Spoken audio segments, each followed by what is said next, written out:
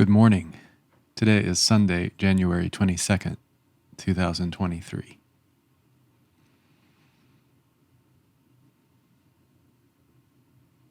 This morning I'm contemplating the masks I've worn.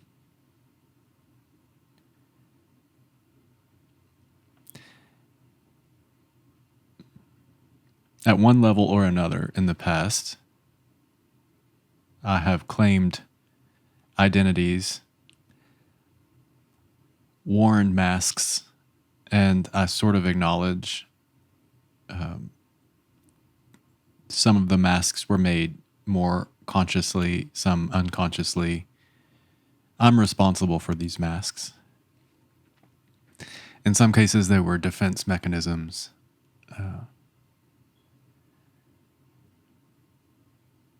Some ways they were an attempt to be seen a certain way in the outside world through relationships. And a big challenge that I've faced is confronting and getting to know the true self,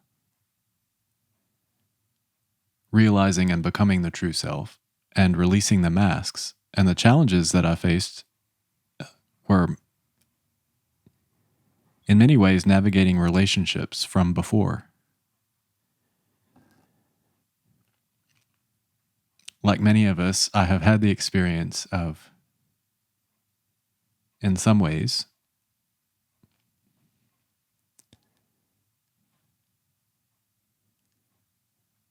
found a sense of self-worth through relationships with others. So, if y'all like me really well, I'll feel worthy.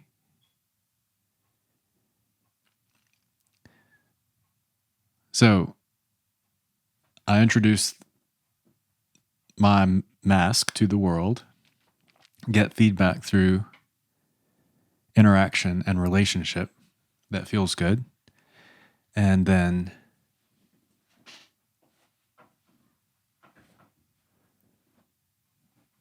I don't have to self-validate. I think this is a fairly common dynamic that many of us can relate to. So, as I started to move into a transitional time, I'll use words like spiritual awakening experience. I'll definitely include words like dark night of the soul. The false masks and false identities are called into question so that you can confront them. This impacts relationships, or it may impact relationships. Because in some cases, when you have an awakening experience and you're seeing the world through new eyes, it's as though the world you see around you is, you no longer identify with it or through it in the same way. It's like it doesn't make sense to you anymore. Like you're called into the manifestation of a different life, but this is still here. And these relationships are still here. And navigating that can be a real challenge, and I've experienced that. So I wanted to share a little bit about it today.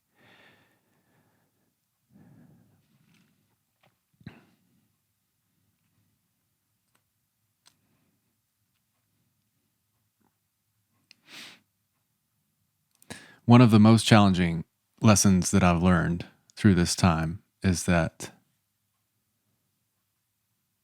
it's okay for some people to be in your life for a season, for a chapter, and it's also okay for that chapter to end and for some relationships to be released to the past.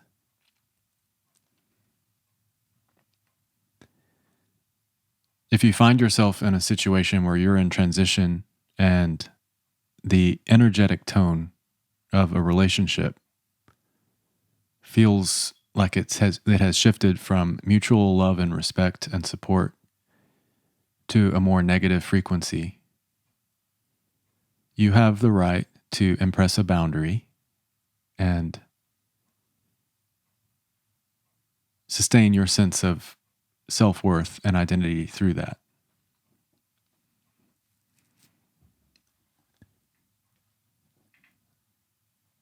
The second thing that I learned through this period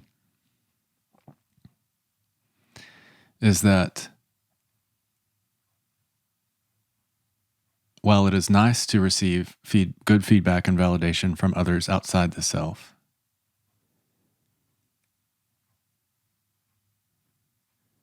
learning to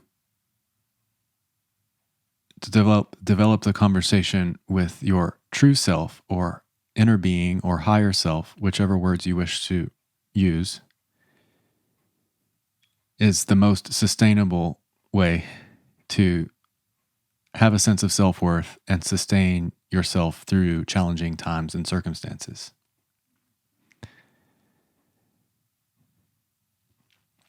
There were times when I forgot my sense of self-worth and was hoping to be held up and supported by the others in my field through relationships. And in some cases, when I didn't get that, I was at a loss.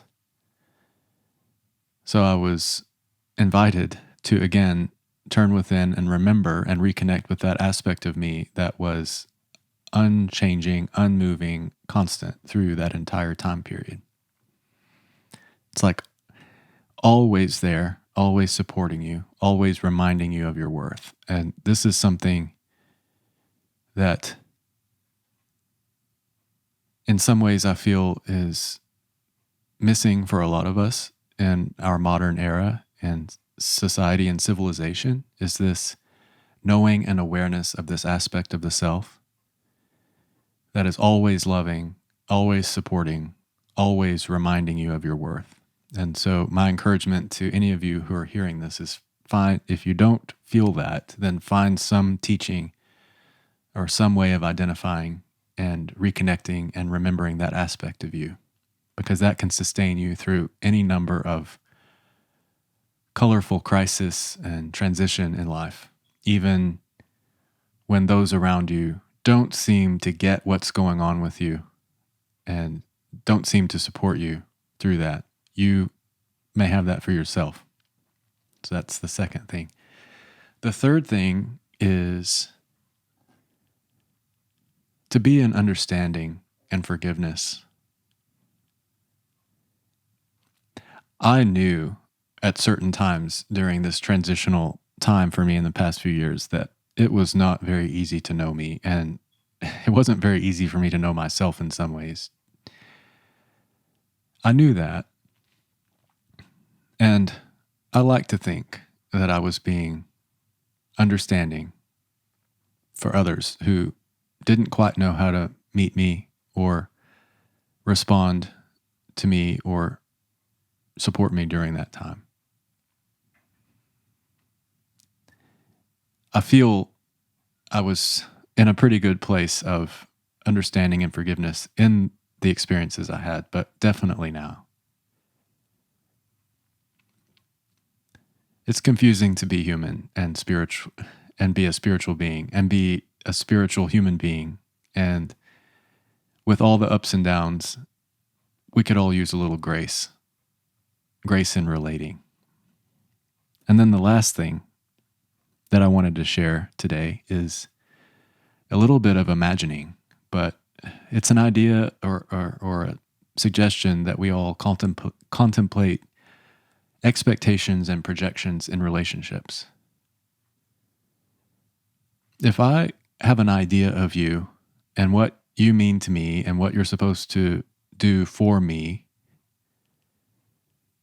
it's kind of like this is a distortion that I'm placing on or in our relationship that actually prohibits us from having a true, authentic, in the moment connection and being with each other. Does that make sense to you? And then similarly, if you're in a relationship with me and you have ideas or projections or expectations of me in some ways. I mean, in some ways, these things are unbeknownst to one another. Like, I may have no idea what you're expecting from me or projecting upon me. And then similarly, if I have expectations or are projecting things upon you, you may have no idea of that. So, one of the things I've learned during this transitional time for me is to, as much as possible, be elastic and clean and open, and to not really move into relationship with strong expectations of the other or projections upon them, but just to have the intention to meet them in truth, to be with them in truth, to allow them to be with you in truth without all that extra stuff. And it's the same thing actually with the mask. So I had these masks as I was coming into realizing and being my true self. They were a substitute, and the masks led to distorted relationships. As I have moved into more of being my true self and being my authentic to self, and not projecting and not having so much rigid expectations of others in relationship, now the relationship is allowed to be as it may be in truth, real, authentic, straight, I hope there's something you can relate to in this. There's just some thoughts that I've had as I reflect upon the experiences I've had of releasing the mask in relationships. And I don't know.